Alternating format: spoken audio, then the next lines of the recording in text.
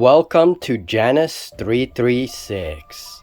We're in the wilds here on the exploration mission of turn number 4. Julie, how are you? I'm good. Good.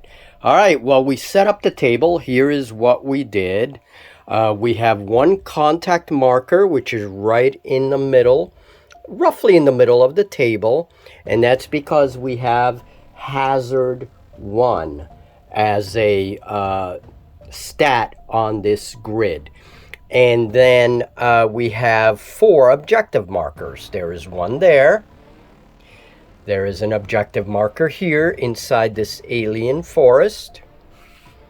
There is another objective marker on the bank of this river. And there is an objective marker right here, right close to the edge.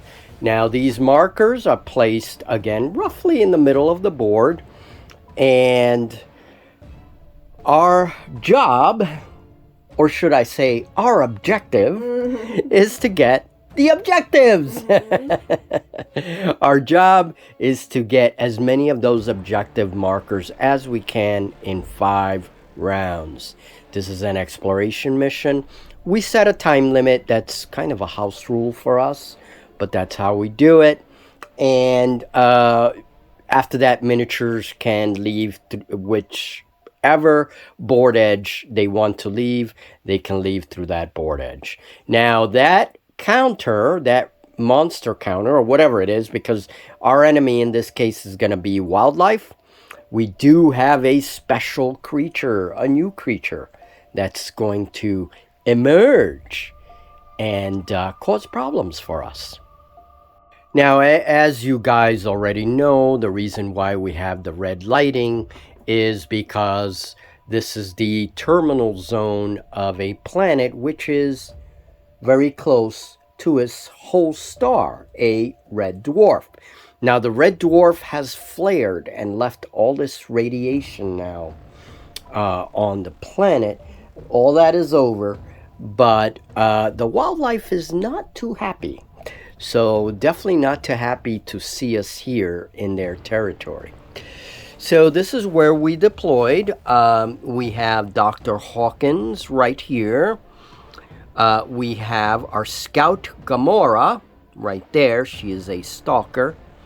We have Jax, who's our lead trooper.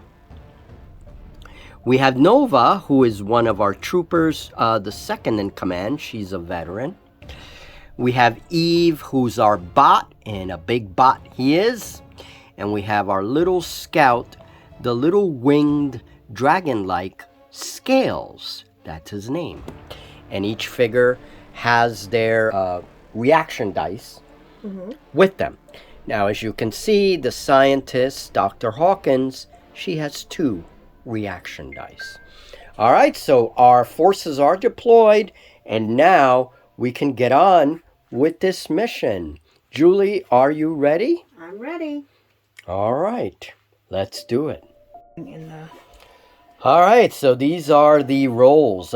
We have our scientist rolled, her lowest value is a 3. She's going to go in the slow phase. And everything we rolled is higher than the reactions of the characters. Except one. Except one. Well, who are we going to assign that? I don't know yet. Do you want to give it to Gamora? Do we want to give it to Trooper Jax over here? Or maybe to Eve, so they can go in the quick phase? I would say to Eve, because she's the one closest to an objective. To an objective. Yeah, good call. Why don't we do that? All right, Eve gets to go in the quick phase. Everybody else is going to go in the slow phase. All right. And Julie has placed the dice, and we can move on. Eve dashes, so she adds a couple of inches to her movement, but she cannot go anywhere. Now, in this game, normally you can only move and then shoot, but there are characters like the scout which can shoot and also move. Right. So there are a couple of little differences between game rules between this and 5 parsecs from home. Very cool. All right, Eve has moved. We move on. It is now the enemy phase and the contact marker gets to move. Now, to move contacts, you have to roll 2 different colored dice. One dice is labeled the aggression dice. The other dice is labeled the random dice. And what happens is, whichever one wins, whichever one has the highest, that's how the marker will behave. So aggression dice will cause the marker to move closer to Eve. While a random dice, I would roll a d10 to see which direction the marker goes, and we use the number on the random dice to determine how many inches it moves. The aggression dice is orange. Orange, okay. Oh. So it's random. So it is random, 5 inches. and it moves 5 inches. So rolling a direction. Oh, that way. Okay. If I may get a tape measure, please. It moves right into the water. By the way, the water is passable. It's very shallow. Okay, it's going to move to the other side of the bank. Yeah, she's in line of sight of the marker. You can see it right there. You can see the contact marker and the objective. So now, Julie, roll on the contact table to see if it's just a glitch in the scanner or an actual creature. And we do have a life form that's specialized for this encounter. Okay, so now that it moved, it's the end of the enemy phase. Now we can roll to see if we identify the contact. Roll a die and tell me if you roll a 4 or over. 2. You rolled a 2. We do not identify. It remains a contact marker until the following turn. Actually, I do want to correct myself. It remains a marker until somebody identifies it, because it can be identified in the slow phase as well.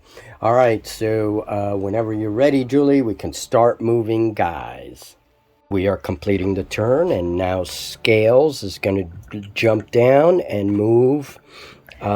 Is that in line of sight? No, not yet. Not quite yet. That rock kind of covers the marker. Okay. Right, and now we're moving Trinity. Trinity is going to dash, right? I'm assuming everybody is dashing. Everyone's dashing. Everybody's dashing. Everybody dashes at the beginning. Yeah. So they're dashing. That's all they can do. Well, and this will be... more. So I'll just... She's not going to be committed yet to which way she's going. We're going to do that. Okay, so that's Gamora, our scout. Now, Gamora is a stalker. She has a special ability that she can teleport short range. So we have to remember that. Now, that's good to know. Yeah, now these are the positions of the different crew members. We have Jax right here, who's in front, right by the bank. We have Nova, who right there, and she's in difficult terrain. Okay. Yeah, I like to show the model's perspective. So yeah, so difficult terrain kind of hindered her a little bit, but she's there. And then there is Scales right over here. And we have Eve right there. And she's about to discover what this creature is. Okay, well that ends this first turn, a quick turn. And we now go to reaction phase. Turn 2. Yeah, one thing I want to say, Julie just finished doing reactions for turn 2. And we've been doing the scientist reactions a bit wrong. Generally, you want to roll your scientist reactions at the very end. So you roll everybody first, then you roll your scientist. She has 2 dice. You take the better of the 2, and then you can assign those dice to whoever you want. Right. It just gives you an extra dice. It doesn't have to be used for her. It doesn't have to be used for Trinity. Right. Exactly. Excellent. She's just giving you an extra dice. All right, so Julie rolled, and okay, we got what? 3 characters 3 in the first. In the quick phase. Yep. Very good. Let's assign the dice. All right, so in the quick phase, we have Trinity going. She has reaction 2. So we give her a dice. We have Jax gets 1. He is going in the basic in the quick phase. Why do I keep saying basic? I keep saying first phase. Too, so I don't know. In the quick phase. Gamora is going in the quick phase. Everybody else is going to go in the slow phase after the enemies get their chance, or the contact marker, rather. So we'll see what happens. All right. Let's do it. We will summarize things, so we're not going to show every single roll. We'll summarize things, and we will be back. Woo! Julie moves Jax. It is within. He is within 3 inches. Yep. Yep. So let's fix him so he's not in the water. Of course. And then so Jax can pick that up, and that is done at the end of the turn. So we just get him close to the objective. Mm-hmm. They're scanning. And then at the end of the turn, they can pick it up, and that marker becomes his. Okay, quick phase is over, and we have Jax here about to take that objective at the end of the turn. We have Trinity, who has moved in between him and Gamora. Now, Gamora has jump jets, so she actually flew over those that piece of terrain right here, and jumped over and moved over here. So she jumped over the terrain and moved. We're allowing these things because you know what? Even though the terrain is supposed to be like human sized roughly, it's more cinematic, damn it. Mm-hmm. So we are allowed to change things a little bit to make it more cinematic. The rule of cool. The rule of cool, that's right. All right, so she jumped over. She also has an ability, she can kind of like phase like a ghost and go through terrain. But you have to roll for that. So we decided to just use her jump jets. And now we can go to the contact phase. Oh dear. Okay, aggression is the orange one. Go ahead.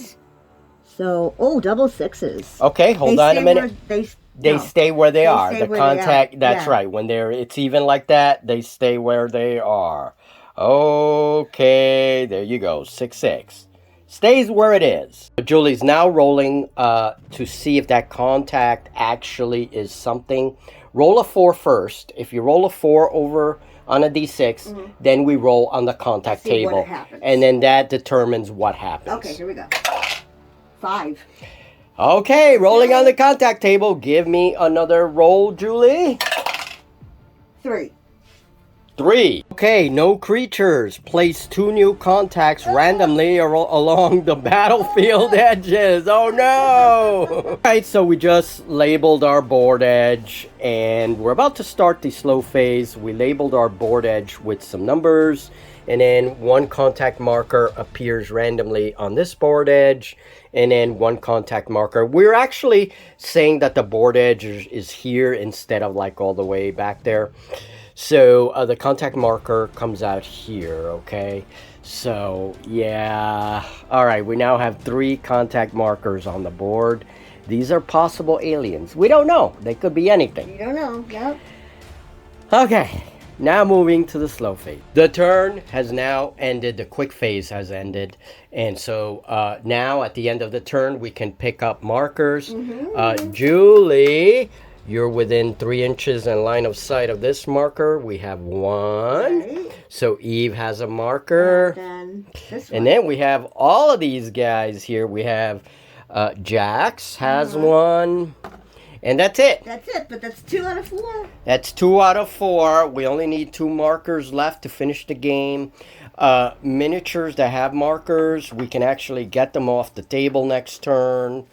And just start moving everybody out of the table because enemies are coming in. I think this is going to be a short game. I do too. A very short mission. I feel good about it. Hey, I don't mind short missions.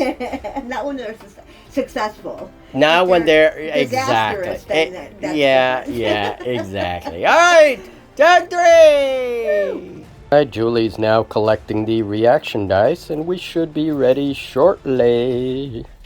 What do you think, Junie? Junie. Yeah. Hello. Hello. Hi. Hi, Junie. All I was thinking about is the pretzel in my hand right now. Yeah. Right? Yep, we could give 1 to Trinity. No, Eve. Or Eve, whoever you want. Yep, we're assigning the reactions for the quick phase, and it looks like we only have 2. So 2 characters are going in the quick phase, and the rest are going in the slow phase. All right, and it looks like Jackson, or Jax, is going to leave the table. Bye-bye. All right, so he's leaving the table. He With has with an objective, of course. He's not just leaving, you know, leaving for the hell of it. It's gone. We took it already. Yep, it's gone. So we have one objective off the table. And now, hopefully, we'll have two. Yeah, we have Eve. Oh, she's dashing. She's dashing off the table. And she's on her way. Not quite there yet. All right. Well, I think that is the quick phase, right? Yep. So we got two characters about to exit the board. Next marker rolls aggression 6. Okay, let me get a tape measure. Aggression 6 is about there. Let's see. All right. Now, does anything I have line of sight to that marker? I don't think so. Nope. Nope, nobody has line of sight to it. All right, roll the next pair of dice for the final marker. Aggression 5. Ooh. Holy crap, aggression 5. And Nova is moving out of cover and out into the stream. And this is pretty much going to end the slow phase. There's one more. There's one more. We have, and he's right by that marker. Okay, so roll on the table. Give me another d6 roll. 5. A 5. What does that mean? I don't know. One life form from the campaign life form encounters table. Okay, we have the perfect life form. A big lion-like creature pops up in front of Scales. Oh no. Oh no, poor Scales. What's going to happen? All right. Good. So we have one creature revealed, but obviously it can't do anything. It's not the creature phase. We're going to end the slow phase. All right, so we had to reroll one of our reaction dice because of the fact that they were terrible rolls. So we used the story point. We're at -1 story point. That's okay. So the two characters going in the quick phase are Scales, and we have Eve over there. All right. Should we get Eve out of the board? We should. Okay, so she's going to get out of the board with the objective, and that adds another objective to our collection. Okay, and now let's get Scales out of the way of that lion, that scaly lizard-like creature. All right, so the creature's within 6 inches and in the open, so Scales rolls a 3+. And one dice or two? Just one die. Okay, here we go. 5! He rolled a 5, so he does hit. Now we must roll the toughness. Hold on. All right, so roll a toughness roll. He is toughness 4. He has... Go ahead. I did. What did you roll? I rolled a 5. Yay! That's good because these guys ignore armor when they spit their radioactive spittle. We don't need any of that. Yeah, they ignore armor and among other things. So, oh wait, this guy does have an armor save. Roll if he rolls a 5 or a 6. I'm sorry. You want to roll it? No, go ahead. Oh no, I'm changing the dice because I was doing good on that one. Let's see. I'm gonna put him back down. 4. A 4, so he failed his armor save. Yes. He has to roll a 5 or a 6. Yes. Okay, all right.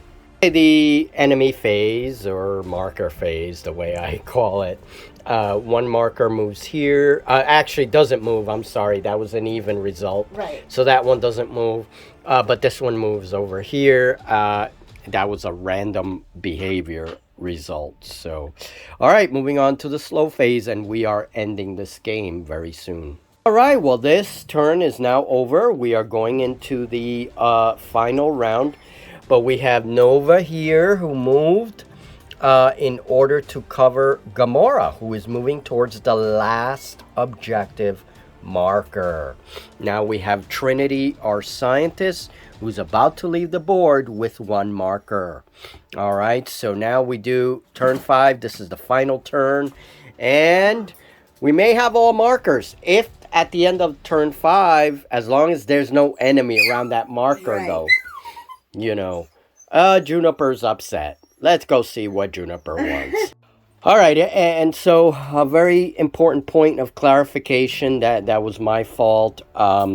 When a contact is partially obscured by terrain, then you roll to see if you can detect that that is a 4 or over before you roll on the actual table to see what it is.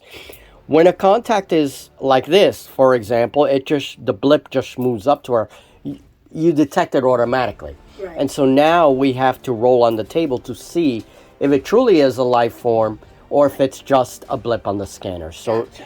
we were doing that wrong. Okay, Right, we don't always roll a 4 or over before rolling on That the makes a lot more sense. ID table. It's only if the contact is obscured.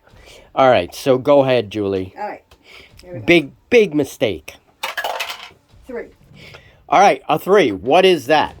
Place 2 new contacts randomly along the battlefield edges. Okay, so the table has said that 2 more markers enter the board. There's one here, there's one here, there is one there, and there's one there. All right, we don't know what it is yet, okay?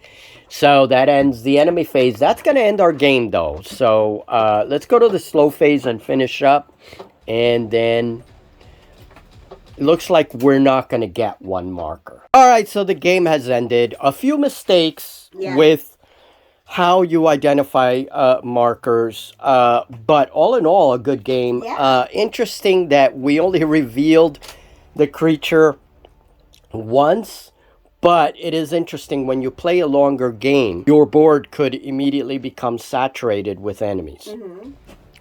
Now, these creatures that we had were going to be like lions, like scaly lions or wolves. They would attack in packs. So this, if we had continued playing, if we had more objectives or whatever, then, you know, this could be, it could get more and more difficult. But other than that, exploration missions are good because they're not as hard as tactical missions. So it's great.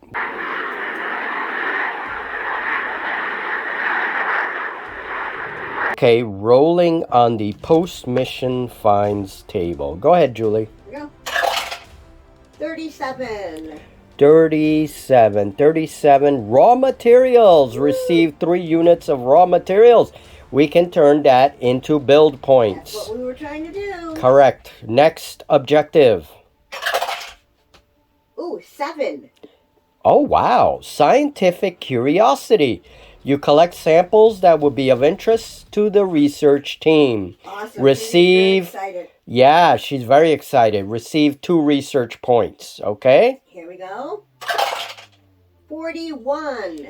41. Raw materials. Yay! Receive 3. Wow, 6 units of raw materials. That's 6 build points. Woo! We can build a building. Yay! That sounds redundant.